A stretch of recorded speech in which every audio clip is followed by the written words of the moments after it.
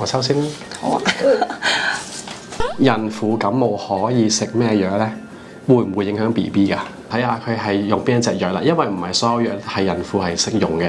咁同埋都會睇翻個孕婦嗰個懷孕嘅週期啦。因為喺某一個週期入邊咧，係唔可以食某一類嘅藥物嘅，因為佢都會有機會影響個胎兒嘅發展啦。孕婦係有感冒嘅話咧，我哋希望咧係大概10天內咧係會真係會好翻啦。如果真係需要用藥去幫翻嗰啲 symptoms 嘅，呢個情況就係最好問一問醫生或者藥劑師先，可唔可以用某一類嘅藥物啦。孕婦有流感啦，其實佢都可以服用撲熱息痛嘅，去舒緩啲譬如有少少低燒嘅情況，有少少喉嚨痛啊，都可以用啲即係蜂蜜啊去溝水飲，咁去舒緩呢啲喉嚨痛不適嘅症狀咯。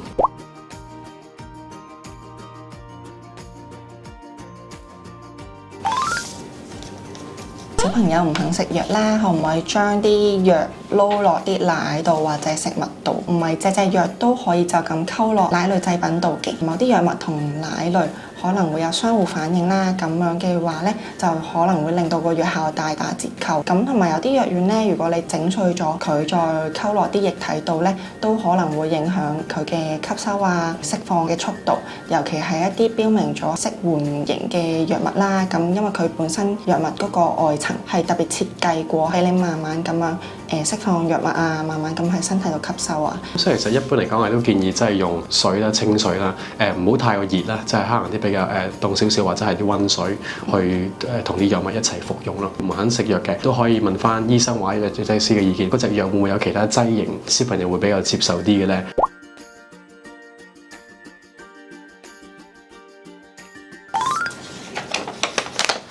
小朋友需唔需要食維他命嘅咧？一般嚟講，應該小朋友係即係冇病冇痛嘅，佢係健康嘅小朋友。我覺得就個需要就不大嘅。維他命只係當係啲保健品，例如維他命 C 一個extra 嘅保健品啦，去增加佢平時嘅免疫力。有一部分嘅維他命咧，佢係真係有一個治療嘅作用嘅。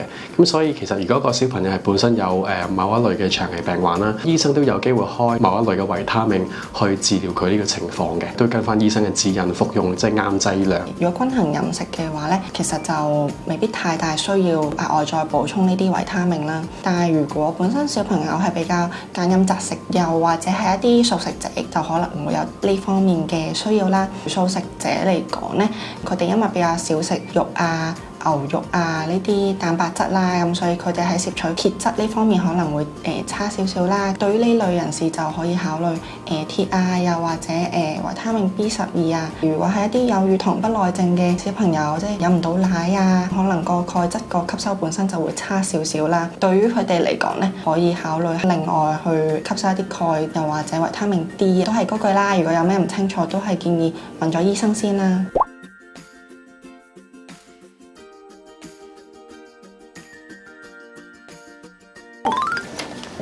係我啊！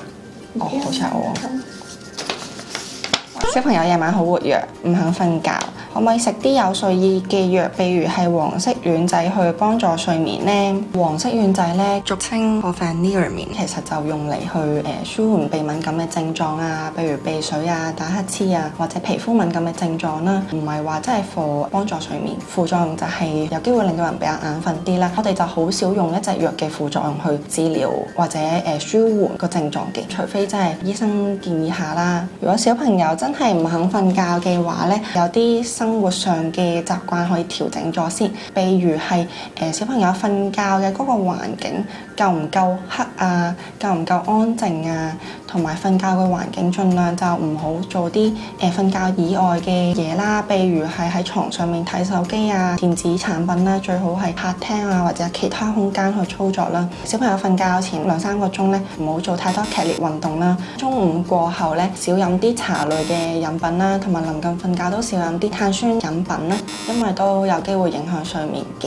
睇翻佢日間其實會唔會話補眠補得比較犀利少少啦，所以如果真係做足呢啲生活嘅習慣，都好似唔係好幫到手。咁要睇翻小朋友嘅年齡啦，有機會係有其他疾病引致都唔定。如果小朋友太細個，可能係6歲以下嘅，未必太建議服用黃丸仔，同埋都要跟足兒科醫生嘅指示啦，去服用黃丸仔咯。除咗即係眼瞓之外，佢都有其他副作用，例如可能係口乾啊，嚴重嘅可能有機會引起便秘啊等等，都唔會太過建議夜晚好活躍就即刻服用黃丸仔等佢瞓好啲嘅。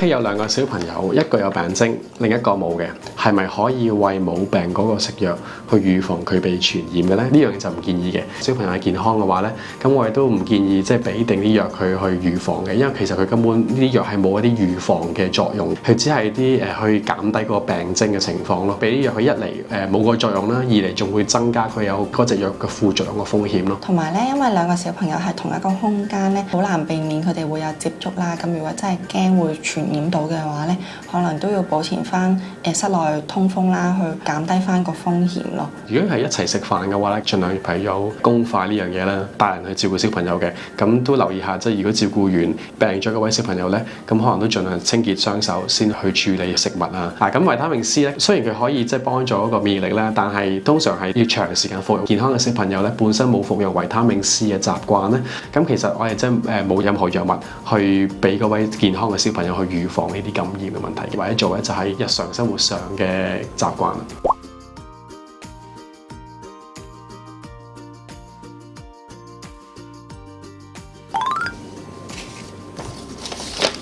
小朋友嘅藥物劑量同大人有冇唔同啦？點樣計算？小朋友同大人嘅用量其實就唔一樣嘅。咁我哋點計嘅呢？一般咧，我哋會參考翻佢而家個年齡啦、佢個體重啦，同埋睇下佢配咩藥啦，去計翻個用量出嚟。家長唔識計，同埋睇咗個藥物 packing 唔清楚點樣計算嘅話咧，建議就問翻藥劑師先。如果有啲咩唔清楚，都唔好立亂將大人嘅用量減半，就當係小朋友嘅用量，因為都唔準確。小朋友分解藥物嘅能力，主要係睇肝功能同腎功能。始終小朋友係喺發展嘅階段啦，咁所以其實佢分解藥物嘅能力通常係大人好啲嘅。另外就如果個小朋友本身係有其他長期病患嘅，尤其是可能影響個腎功能啊等等，個劑量仲加，可能又要再小心地咁去處理咯。